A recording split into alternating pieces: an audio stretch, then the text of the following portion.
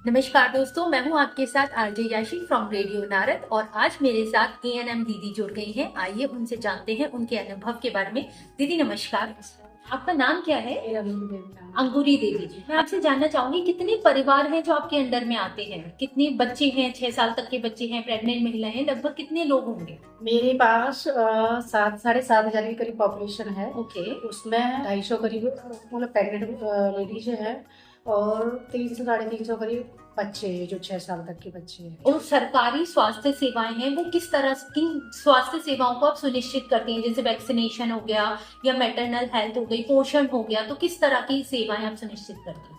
हम उनको पहले जैसे कि प्रेग्नेंट लेडीजों को आयरन कैल्शियम देते हैं, उसके टीके लगाते हैं। उसके बाद खान पान के बारे में बताते हैं उनको। बच्चों को भी ऐसे उसी तरह से जैसे उसको वैक्सीनेशन करते हैं।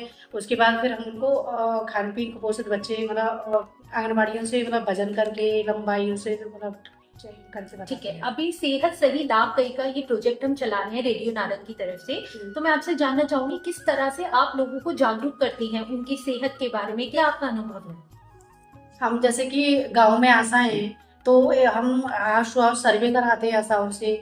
तो उसमें कुष्ठ रोग संचारी और ये टीबी अभियान तो चलाते हैं। तो उसमें मतलब लोगों को पूछते हैं उसकी सेहत के बारे में कि आपको कोई दिक्कत तो नहीं है, 2 हफ्ते से ज़्यादा खांसी तो नहीं है, तो उसमें ये टीबी और ये सारी चीज़ें उसको पता चल जाती है। ओके, जैसे आप लोगों से मिलती हैं, उनसे बात करती हैं, तो कोई चुनौती आपके सामने आती है जैसे लोग मिलना पसंद नहीं करते या बात करना पसंद नहीं करते, ऐसा कभी कभी? हाँ, कुछ लोग होते हैं मतलब कम्युनिटी में तो ऐसे लोग होते भी हैं। मतलब हम जाते हैं तो उन लोगों से हम पूछते हैं कोई दिक्कत तो नहीं है, तो वो तो ऐसे उल्टा अपोजिट में क्या दिक्कत होगी, हमें तो कोई भी दिक्कत नहीं है।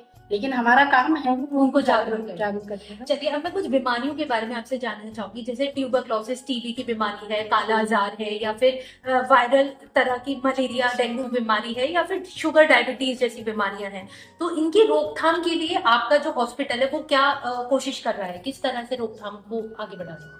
हमारे यहाँ पे डॉक्टर्स भी है और भी स्टाफ है।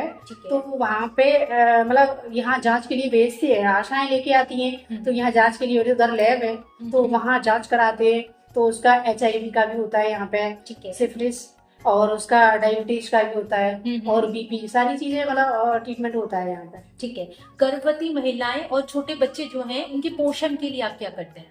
उनके पोषण के लिए गांव में आंगनबाड़ी है तो बच्चों का वजन करवाते हैं, लंबाई निभाते हैं। जो बच्चा उसमें आ रहा है जैसे कि सेम मैम जो बच्चे होते हैं ना, तो जैसे कि रेड में आ रहा है या ब्लू में या मतलब येलो में आ रहा है, उस तरह से उसको लंबाई उसकी वजह से पता करते हैं। ओके, जैसे आजकल सरकार एक अभियान चला रही है जिसपे पॉपुलेशन को कंट्रोल करने की बात होती है, तो परिवार नियोजन की बात हो गई या गर्भ निरोधक की बात हो गई। क्या महिलाएं इस तरह की दवाइयां लेती हैं या पुरुष इस तरह की दवाइयां लेते हैं? आपने अपने करियर में देखा है? हाँ, हम जैसे गांव में जाते हैं, आशा भी होती है तो हम वैक्सीनेशन करते हैं वहाँ पे। तो वहाँ पे कोई बच्चा नहीं चाह रहे, उसको फैमिली प्लानिंग का मतलब सारा योजना देते हैं और हम उसको LTO ऑपरेशन के लिए प्रेरित करते हैं। अच्छा, दवाइयों का वितरण होता है जी। बात करें सेहत सही लाभ कई के अभियान की, तो इस अभियान के चलते लोगों में बदलाव आपको देखने को मिला है? गांव में कुछ ऐसे लोग हैं जो चेंजेस लेके आ रहे हैं अपने अंदर इस प्रोग्राम को सुन के? गाँव में मतलब जागरूक है लेडीज, ऐसे नहीं है कि आशाओं की सब जाती है, हम भी जाते हैं गाँव में टीकाकरण के अदर दिन भी जाते हैं।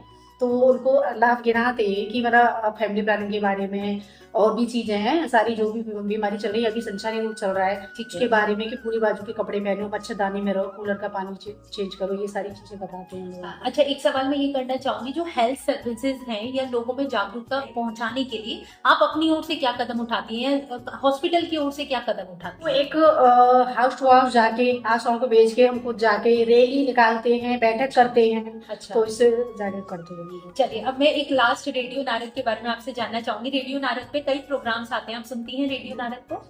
ओके, तो किस तरह के प्रोग्राम्स आपको अच्छे लगते हैं ज्यादातर? मतलब हमने तो ज्यादा टीबी खोजी अभियान ही यही सुना है। ठीक है, सेहत से रिलेटेड। हाँ जी। ठीक है, तो आप लोगों को क्या कहना चाहोगे, एक बार वहाँ देख के बता दीजिए। हम लोगों से ये कहना चाहेंगे कि टीबी मुक्त मतलब हो गया है और अपना स्वास्थ्य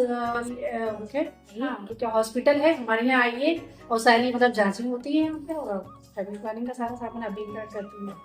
इसी के साथ मैं बहुत बहुत धन्यवाद करती हूँ अंगूरी जी का, जो कि यहाँ ANM है और हमें बहुत सहयोग कर रही हैं। फिर मिलते हैं आपसे अगले मेहमान के साथ, तब तक के लिए नमस्कार।